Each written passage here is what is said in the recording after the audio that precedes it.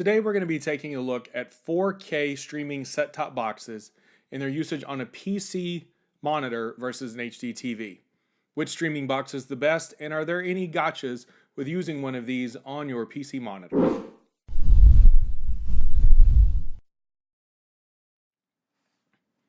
About 2 years ago, I did a review of the HP Envy 27-inch 4K monitor. One of the things I did during that test was to hook up a 4K capable Xbox One S. To my surprise, I found that the Xbox One S wasn't fully compatible with the HP Envy 27-inch 4K monitor. While it would output to 4K and games would play in a 4K resolution, the Ultra HD Blu-ray wouldn't display video. I would get menus and audio, but no video. When I checked the display settings in the Xbox One S, it reported that the monitor didn't support a 24 Hz refresh rate, which is required for the HD Blu-ray playback. A few months later, I reviewed a pair of 43-inch 4K panels from Dell and LG. I recommended the LG 43UD79 because it had HDMI 2.0, which is required for 4K 60 Hz and could be used for something like a PS4, Xbox One, if you had just one large display that you were using for everything. At the time, I had the idea to do a review of 4K streaming boxes and to see how they each interacted with the PC monitor versus the HD TV. I thought, well, if the Xbox One S had issues, other devices might as well. Fast forward to today, and I've tested all of these top options for 4K streaming devices: the Apple 4K TV, the Chromecast Ultra, the Amazon Fire Cube, the Roku Ultra, Xbox One S, and PS4 Pro. Each of these devices was selected because they are popular and they have a wired Ethernet connection. My intent was to test how they recognized the PC display, compare the streaming services they supported, and then review my experience with each device. Let me preface all the details about setting up each device by saying that initially every device had issues with the LG 43-inch monitor except for the Apple TV. No device would recognize the 43UD79 properly. They would either say it only supported 4K at 30 Hz or only supported HDCP 1.4, or both of these conditions. It wasn't until I found this video that outlined a simple trick on how to get the PS4 Pro to recognize 4K at 60 Hz on the LG 43UD79 that everything worked properly. That trick is simply turning on HDMI Ultra HD Deep Color in the picture settings. Doing this magically enabled 4K at 60 Hz, and it also enabled 50 Hz and 24 Hz refresh rate support. But I don't understand why this is needed. All of my Googling on LG HDMI Ultra HD Deep Color brings back articles on HD TVs and HDR content, that to enable HDR on the PS4 or the Xbox One or other devices, you have to turn on this setting for HDR. But it shouldn't matter here. It shouldn't be relevant because the LG 43UD79 is not an HDR monitor.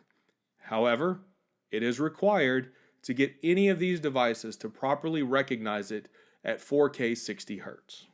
If you're using another monitor and you're trying to hook up a set-top box or console and having difficulties with 4K 60 Hz support, I would suggest Googling or searching for HDR support, deep color support, or something similar.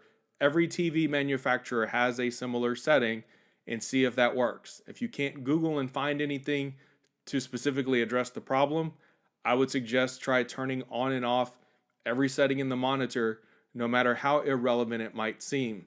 The worst thing you'll have to do is factory reset the display if you get a compatibility mismatch. So, with everything set up, I started back with testing the Xbox One S. The Xbox display menu provides options for you to select, then the Xbox interrogates your display to see if it's supported. You have to manually select 4K support, you have to manually select 50 Hz, 24 Hz, HDR, RGB color spectrum, and the like. Once I had the trick in place and worked to get the Xbox One S configured, I did have to put it into 1080p mode before it would recognize that the LG 43-inch panel was 4K capable. During my initial testing prior to the trick, I had it set up in 1440p. When it was in 1440p output, it wouldn't recognize that the monitor was 4K capable. Once I put it back in 1080p, then it showed me a 4K option which I could select, it interrogated, and it worked. For the PS4 Pro, it initially only saw 4K at 30Hz and HDCP 1.4. After the fix, you can see that the additional modes opened up as well. The Amazon Fire Cube initially offered an auto up to 4K Ultra HD, but it didn't specifically enumerate any 4K resolution that was supported and that I could manually select. After the fix, or the trick, the 4K resolutions were opened up. Likewise, the Roku Ultra didn't auto-detect the proper settings. I could force it to 4K through a manual intervention, but it would only detect 30 Hz, though it did see HDCP 2.2. After the fix, it auto-detected 4K at 60 Hz. The Apple TV 4K offered tons of manual resolution options and refresh rates straight out of the box prior to the fix being in place.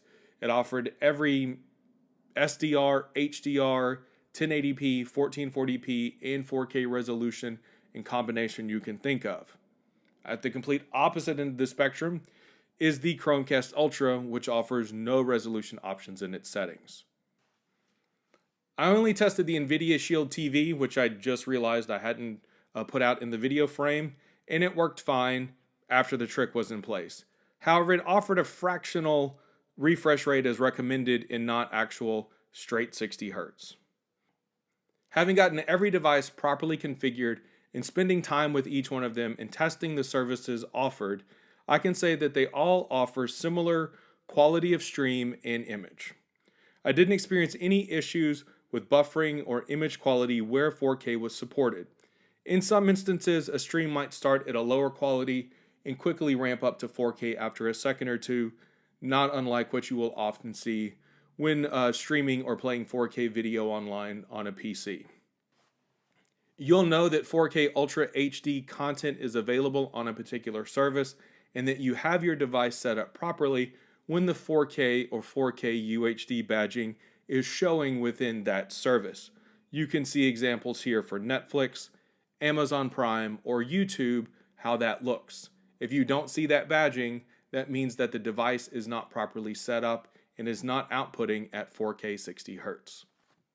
However, looking at all of the services and streams during playback, only YouTube allows you to manually select and verify the 4K resolution as shown here.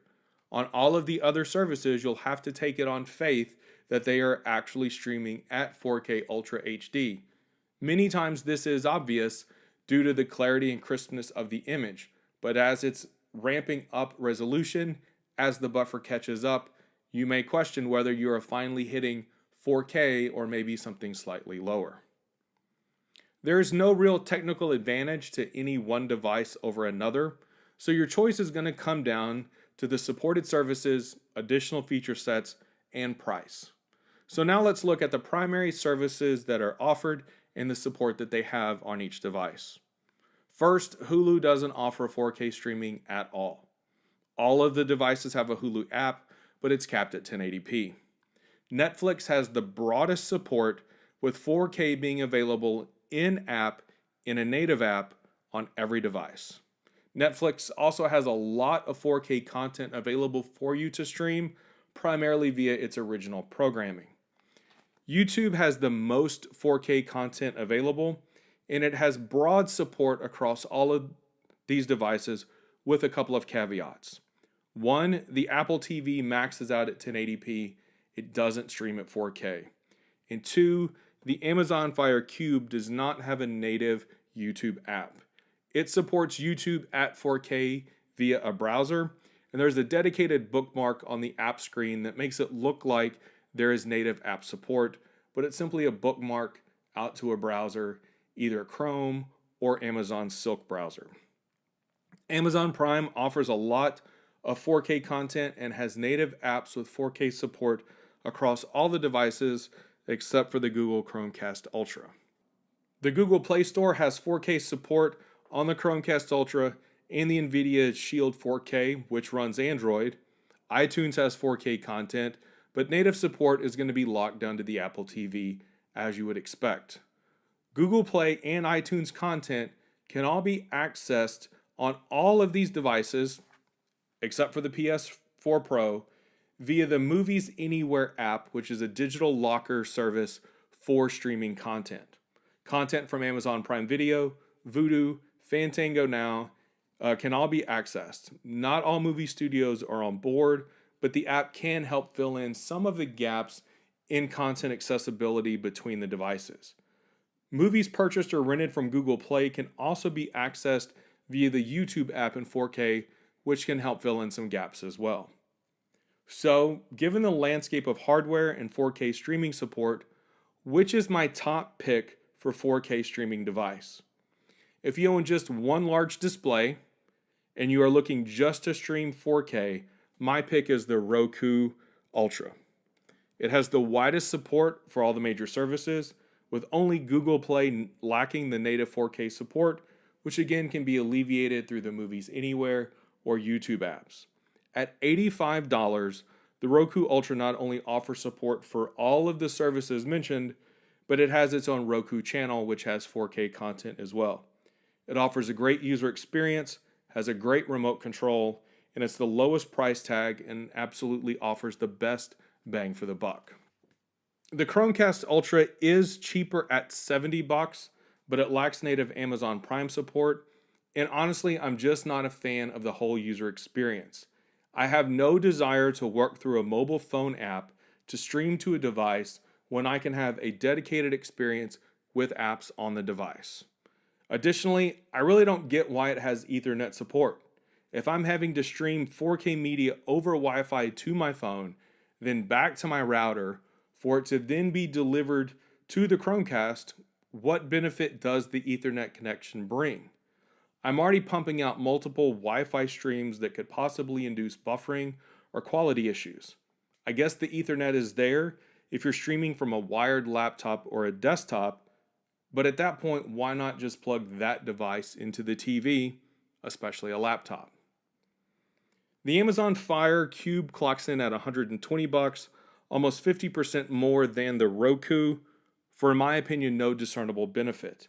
It has Alexa capabilities, but personally, I am not a fan of Amazon or Google listening to everything that I say. The Apple TV at $180 is really only a viable option if you're heavily invested in iTunes for music and video. The Apple TV 4K is the device I personally have in my own home because we are heavily invested in the iTunes ecosystem, but it's not my first recommendation for somebody looking to get a 4K streaming device. The NVIDIA Shield TV is a great option if you're looking for a secondary PC for gaming in, say, your living room or bedroom, and you use NVIDIA GPUs. It has the absolute widest support of 4K streaming services. It does support Chromecast as well, and it allows for streaming of PC games from a primary gaming rig that uses an NVIDIA GPU. It is a great value at $200 if you can utilize both the media and PC gaming streaming capabilities. But just as a streaming device, I don't think the cost increase from $85 to $200 is worth it simply to upgrade to Google Play Media streaming at 4K versus 1080p. The Xbox One S and PS4 Pro obviously have a primary function as a console gaming system, but they do offer wide support for 4K streaming media if you are in the market for one of those. At $400, the PS4 Pro is out of bounds to just consider as a streaming device. However, I do think Microsoft is missing a big opportunity with the Xbox One S. Xbox offers their Xbox Play Anywhere program, where you can purchase once and play on either an Xbox One or Windows 10 for many titles in their Xbox Microsoft Windows store. They also offer streaming from an Xbox One to a Windows 10 PC. However, they don't offer streaming from PC back to the Xbox One. In-home PC game streaming has been around for years now, but it's been a fractured landscape. First, they were streaming between Steam clients on the same network, and then the Steam Link set-top box. But this left out games from services like GOG, um, games with unique installers, which is mini MMOs, and now the upcoming Epic Game Store. NVIDIA has offered streaming through their Shield platform, but that leaves out gamers who use AMD GPUs. AMD now offers streaming to iOS devices, but I haven't tested it yet, and I'm not sure how easily you can get that image back to an HD TV if you were looking to stream to a secondary room. The NVIDIA Shield is a great value at $200, but a $250 Xbox One S could blow it out of the water by giving users access to 4K media streaming, the entire Xbox One library, the backwards compatible Xbox 360 titles, Xbox Play Anywhere, their new game subscription service, Xbox Live, streaming titles from the Xbox One to Windows 10, and then streaming titles back from a PC to an Xbox One in a secondary room without needing to buy or build a secondary PC.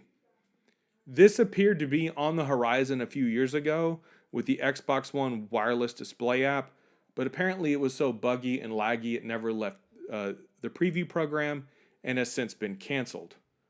I know Xbox wants to sell more Xbox consoles, more titles from its own game storefront, more Xbox Gold subscriptions, and I think the Xbox One S could be the Halo device to do that if it gave PC gamers a compelling proposition.